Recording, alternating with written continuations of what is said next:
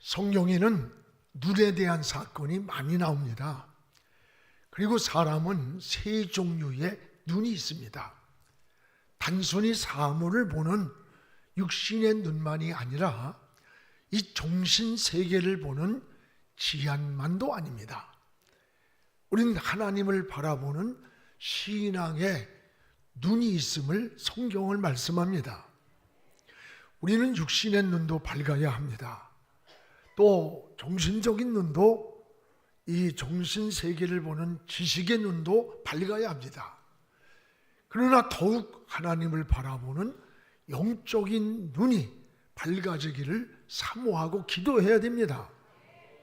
성경에 모세가 그랬습니다.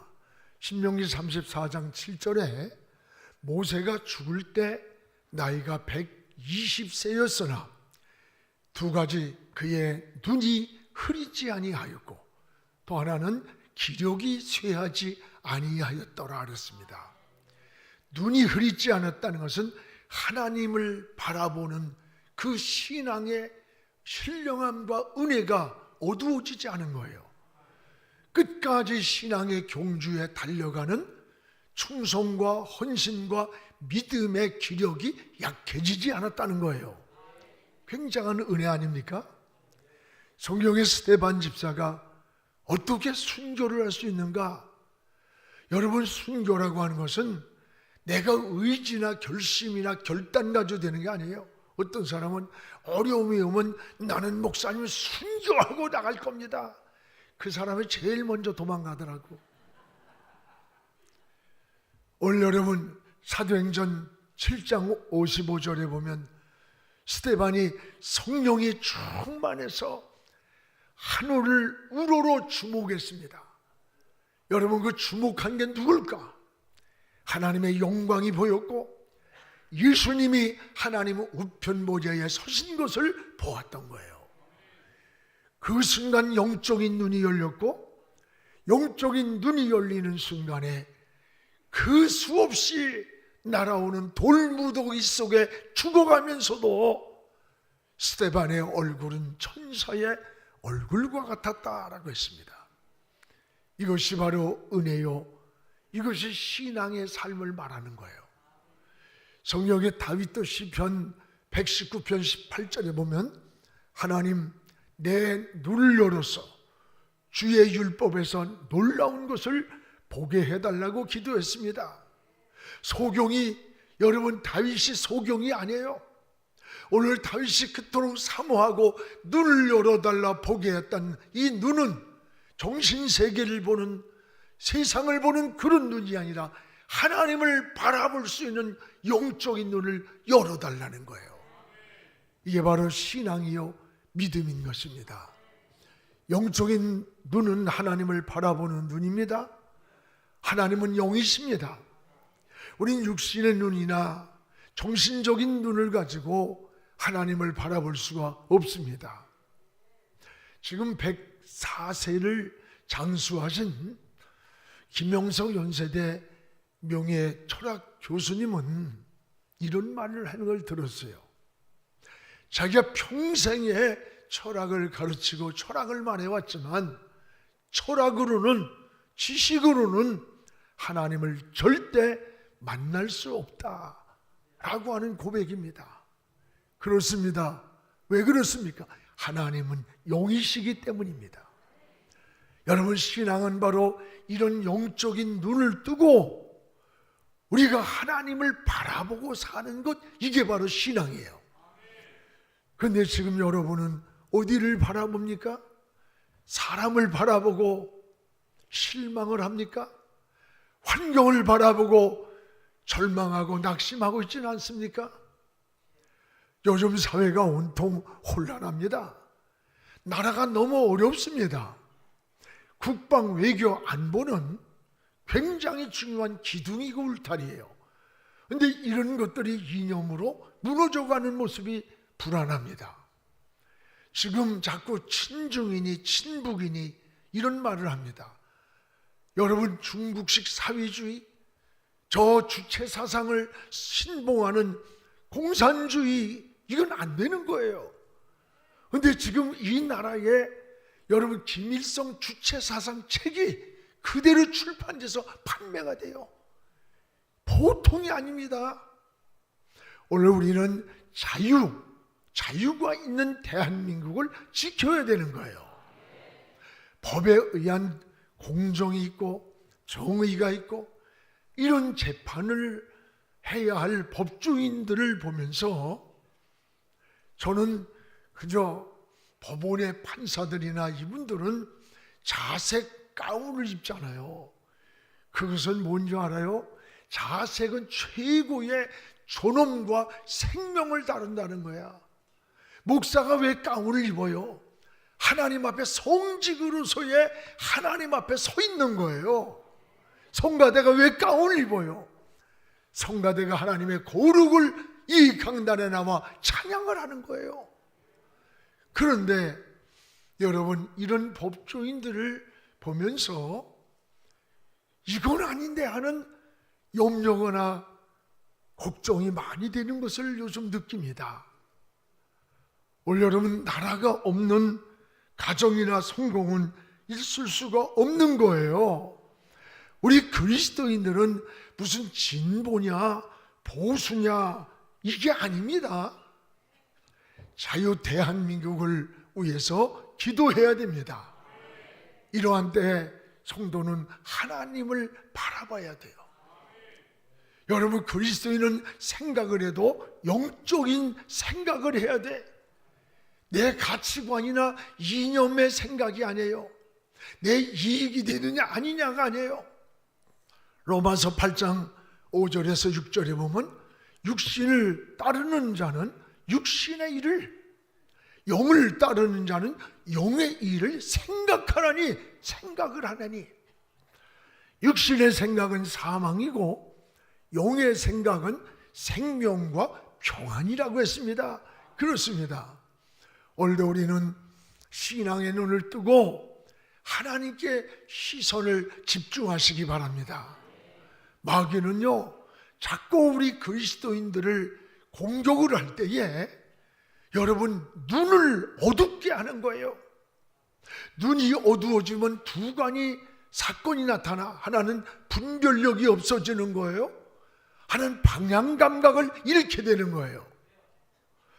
여러분 성경에는 잘못 살아서 눈이 어두워진 사람들이 많이 나오잖아요. 그 중에 대표적인 게 삼손입니다. 그는 나시린으로 민족을 구하라고 힘을 주셨는데 그 힘을 잘못 사용했습니다. 블레셋 사람들은 삼손을 붙잡았을 때 힘이 빠진 삼손을 묶어가지고는 손발을 절단하고 이렇게 하지 않았어. 그 손이 얼마나 힘이 있었고 우직하면서 나귀뼈 하나로 1,000명을 죽이는 힘이 손에 있었지만 그는 손을 자르고 다리를 자르지 않고 눈을 뽑았습니다. 여러분 눈을 잃은 삼손은 두 가지를 놓친 거예요.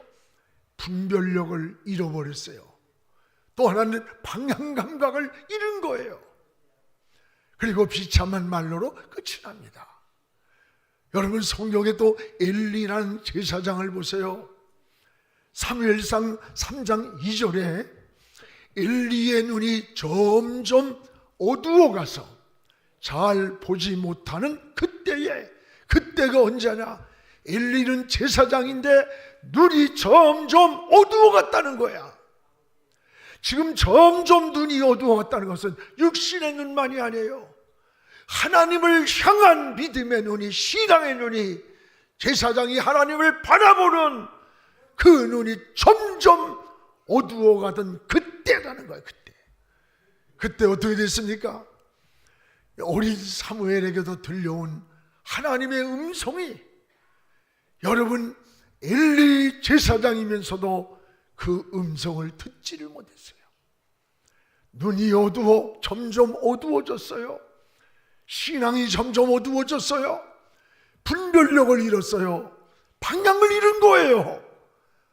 오늘 여러분 이런 지도자가 이 땅에 있다면 굉장히 불행한 거야. 그 공동체는 길을 잃고 방향을 잃는 거예요. 여러분 계시록 3장 18절에 보면 라오디게아 교회를 향해서 주님이 뭐라고 책망했습니까? 안약을 사서 눈에 발라 병든 눈을 고쳤더라는 거예요. 눈을 고쳤더라는 거예요. 오늘도 여러분 하나님을 바라보는 영적인 눈이 병들었습니까? 하나님 앞에 우리의 신앙의 눈을 고쳤기를 주의 이름으로 축복을 합니다. 오늘날과 같은 이런 어둡고 혼돈된 그런 시대에는 무엇보다도 우리가 밝은 신앙의 눈을 가지고 성경적 세계관을 가지고 성경에서 답을 찾고 길을 찾아야 돼. 그래야 여러분 분별력이 중요한 거예요. 오늘 말씀은 여러분 잘 아는 엠마오로 내려가는 두 제자가 있습니다. 그런데 얼굴에는 슬픈 빛을 띠고 근심과 불안을 가지고 예수님의 죽음에 관한 이야기를 나누면서 내려가고 있었어요. 여러분 사실은 부활하신 주님은 이들 곁에서 동행을 하고 있었습니다. 근데 제자들은 오늘 16절에 따라해봐요. 눈이 가리워져서, 오늘 16절에 눈이 가리워져서 알아보지 못했다 이렇게 말씀합니다. 그러니까 주님이 동행하지만 주님을 동산직인 줄 알았고 같이 걸어가는 한 나그네인 줄 알았어요.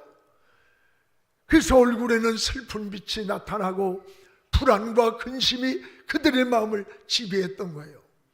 그리고 예수님을 향해 예수라는 분이 살아났다는데 혹시 그 소식 들은 적 있어? 하고 묻는 거야.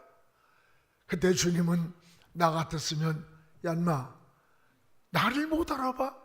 너 3년 동안 따라다니고 아이고 이런 것들을 제자들이라고 삼았어. 아이고 이거 아마 이랬을 거예요. 근데 예수님이 뭐래요? 내가 예수잖아! 이러지 않으시고 함께 걸어가면서 성경 말씀을 풀어주셨어요. 성경 말씀을 풀어줄 때에 눈이 밝아진 제자들이 눈이 열렸습니다. 주님을 알아봤어요. 동산지기가 아니라 예수님이었어요. 이분이 예수가 아니더냐? 그리고 32절에 이렇게 외칩니다. 우리에게 말씀하시고 성경을 풀어주실 때 우리 속에서 마음이 뜨겁지 않더냐? 뜨겁지 않더냐? 놀라운 은혜를 체험하는 거예요. 저는 이 은혜를 체험했어요.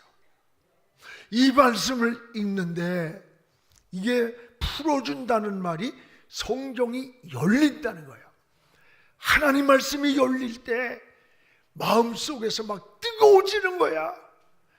주님의 일하고 싶고 기도하고 싶고 주님을 사랑하고 헌신하고 봉사하면서 그래서 마지막 하나님 부족하지만 이 몸을 주께 드리오니 받아달라고. 여러분 성경이 열렸어요? 주님을 알아보았어요? 오늘 이 말씀을 여러분과 오늘 함께 나누려고 해요.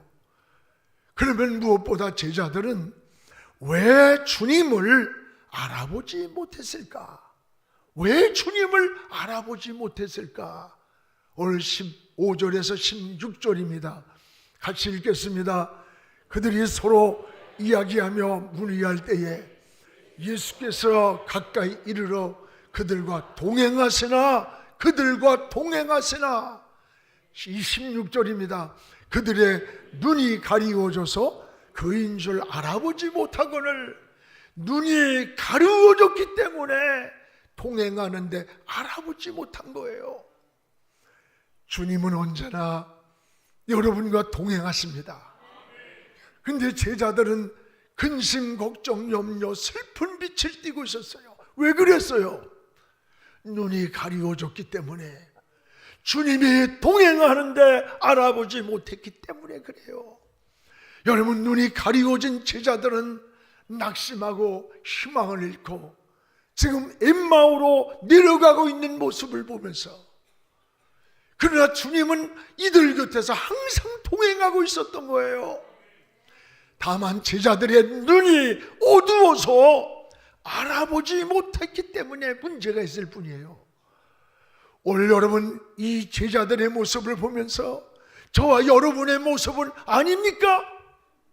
이게 제자들의 모습입니까? 우리의 모습이에요. 주님은 항상 우리와 동행하는데 우리는 어렵고 힘들 때 나 혼자라는 이런 생각에 빠져서 절망하고 불안해하고 얼굴에 슬픈 빛을 띤 제자들의 모습이 내 모습일 거예요.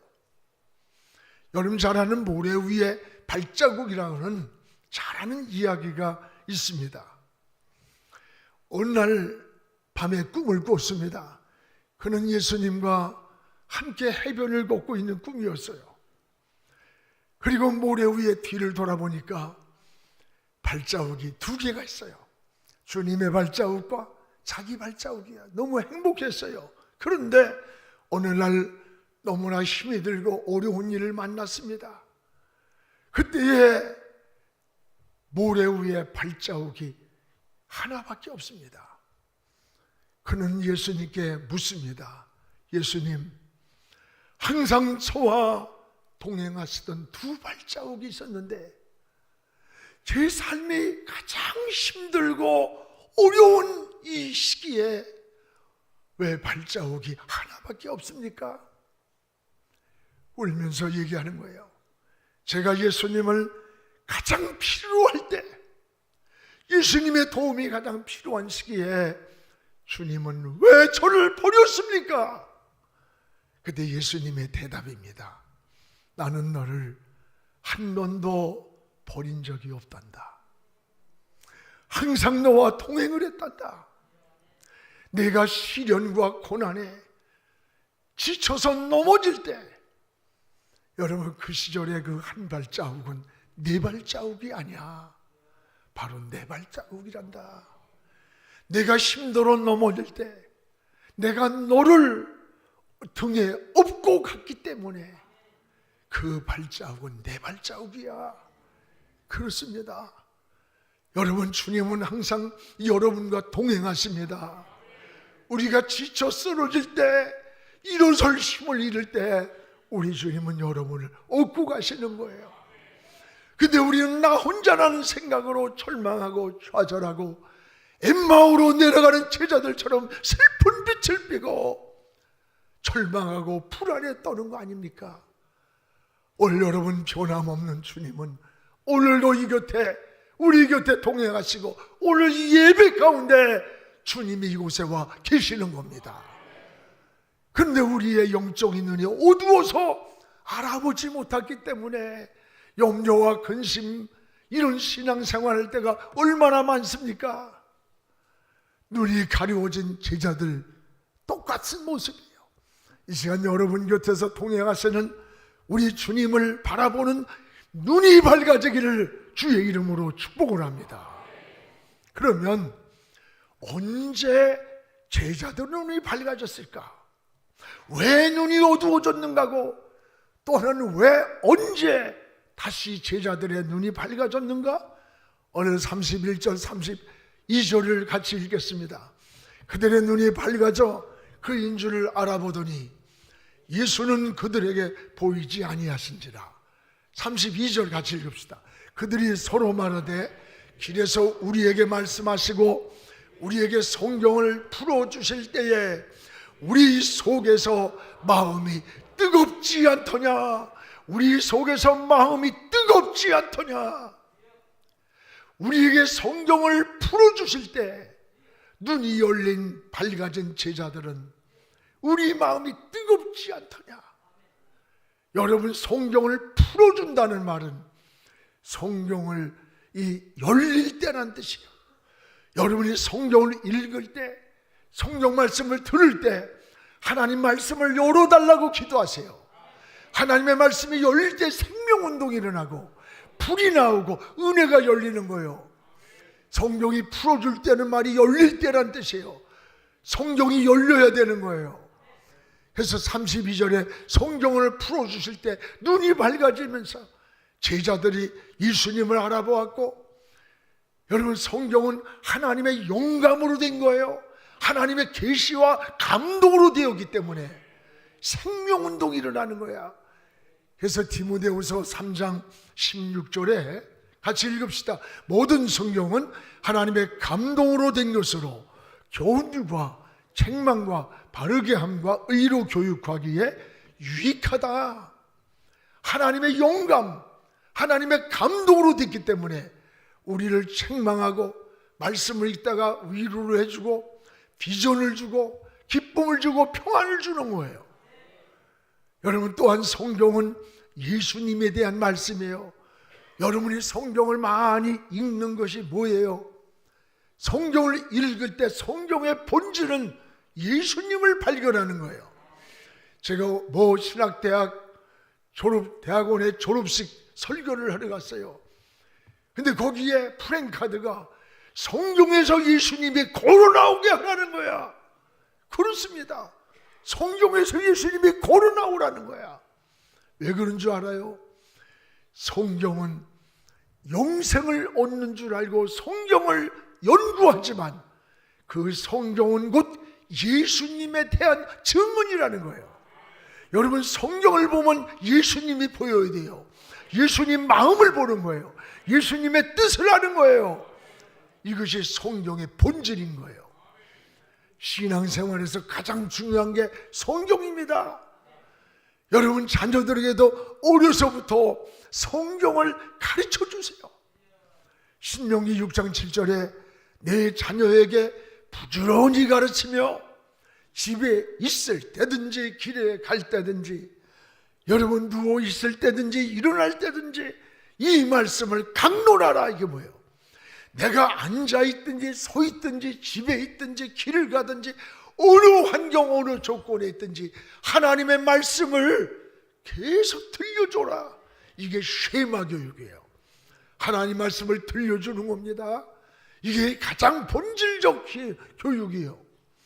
여러분, 성경 말씀은 마치 등대와 같은 거예요. 시편 119편 105절에 보면 주의 말씀은 내 발의 등이다.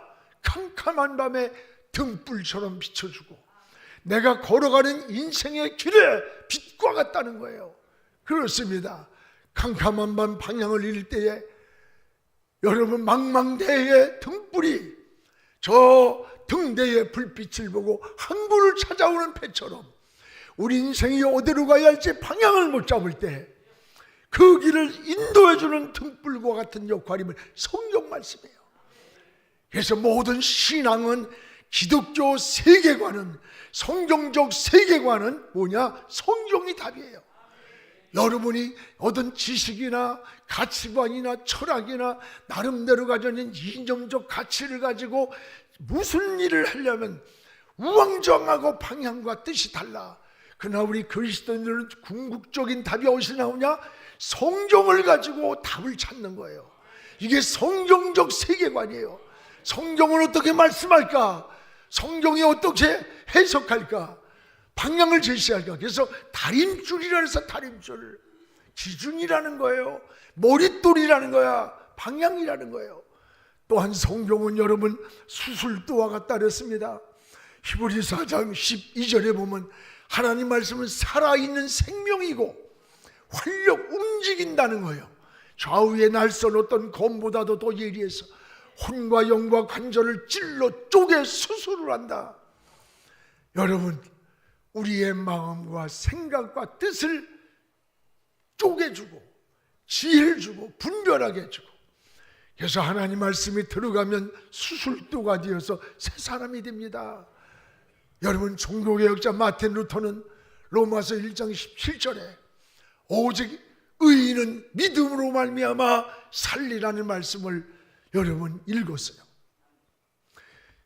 그 전에는 이 캐토릭 문화에서 그 계단을 오르면서 나무 계단에 이번에 김영원 목사님이 설교하시더구만.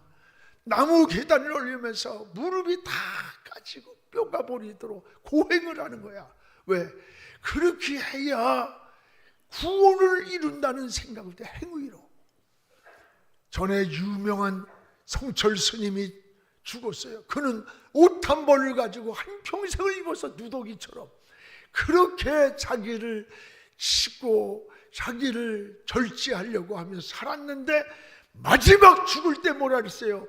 나는 내 죄가 저 무슨 산만큼 쌓여서 나는 이 죄를 해결할 수가 없다. 나는 지옥으로 간다 그랬어요. 그렇게 경건하게 수양을 하고 수련을 했던 그 성철 스님이, 오늘 여러분, 우리는 영원한 천국은 행위로나 우리가 도덕이나 윤리로 가는 게 아니에요. 오직 의인은 믿음으로 말미암아 살리라고 했습니다. 이 사실을 깨닫고 이 마틴 루터는 종교개혁을 신앙인 거예요. 구원은 선행이 아니다, 고행이 아니다. 믿음으로만 오직 된다는 솔라 피데. 그래가지고 여러분, 종교개혁을 단행해서 오늘날 프로테스탄트 기독교가 탄생한 거예요. 여러분, 어떤 죄인이라도 살인, 강도, 창녀라도 주님 말씀이 속에 들어가면 수술도가 돼서 변하는 거예요. 사람을 사람이 변화시킬 수 없어요. 하나님 말씀이 들어가면 수술해서 새 사람 만드는 겁니다. 하나님 말씀을 붙잡고 사시기를 바랍니다. 여러분, 믿음은 어디서 나느냐? 로마서 10장 17절에 보면 들으면서 난다 그랬어요. 들으면서. 자꾸 들음 말미암아 났습니다. 그래서 어린아이가 엄마 젖을 먹으면서 우리도 모르게 그 아이가 자라듯이 믿음은 여러분 말씀을 자꾸 들으면서 믿음이 성장하게 되는 거예요. 이것이 하나님의 말씀의 능력인 것입니다. 또 하나, 그러면 눈이 밝아진 제자들의 결과가 어땠나 봐요. 결과. 제자들은, 눈이 밝아진 제자들은 어떻게 반응을 했습니까? 32절 같이 읽겠습니다.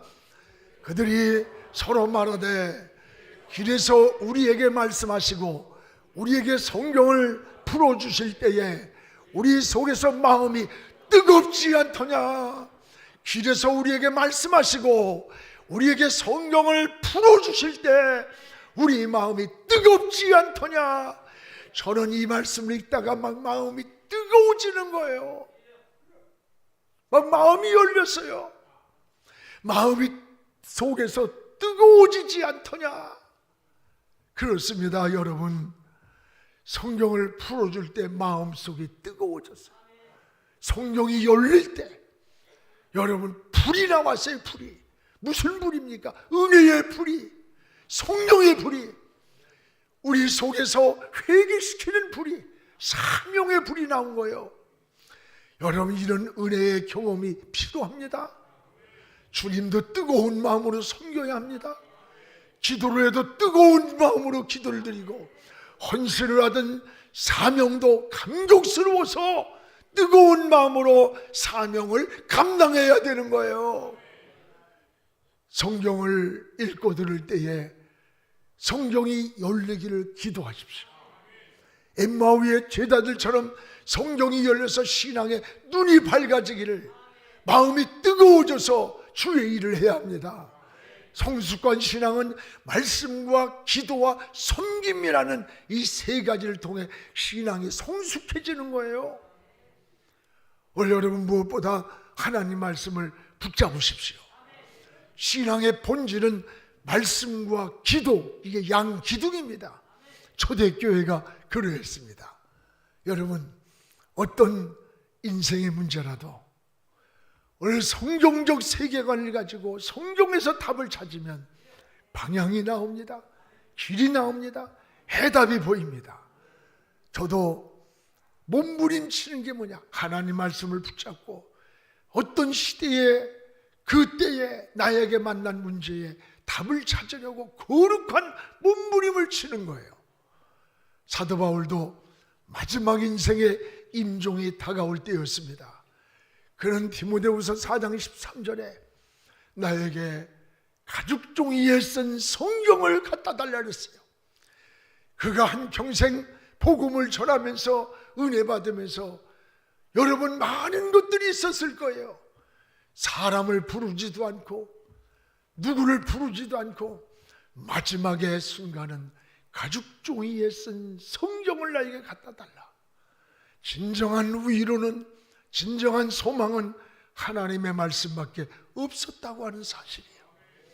오늘 엠마오의 제자들이 눈이 열린 것처럼 여러분 영적인 눈이 열리기를 축복합니다. 그래야 방향을 잃지 않습니다. 분별력을 가지고 세상을 이기고 죄를 이기고 원수 마귀를 이기고 승리할 수가 있습니다. 기도하겠습니다. 살아계신 우리 하나님 아버지 감사합니다. 오늘도 하나님 아버지 혼돈된 시대에 방향을 잃고 분별력을 잃기 쉬운 시대에 하나님이여 우리에게 눈을 열어 주옵소서. 분별력을 주옵소서. 성경에서 해답을 찾고 성경에서 길을 찾고 성경에서 분별하여 길을 잃지 않도록 방향을 잃지 않도록 하나님 우리를 붙들어 주시옵소서. 우리는 때로는 엠마오 제자 같습니다. 눈이 어두워 동행하는 주님을 알지 못해 슬픈 빛을 띠고 인생을 살 때가 얼마나 많았습니까? 주여 눈을 열어서 주님이 우리와 동행함을 알게 하여 주시옵소서. 시대를 지켜주시고 우리 나라를 지켜주시고 우리 사회를 지켜주시고 우리 교회를 지켜주시고 우리 개인을 지켜주시옵소서. 예수님 이름으로 기도하옵나이다. 아멘.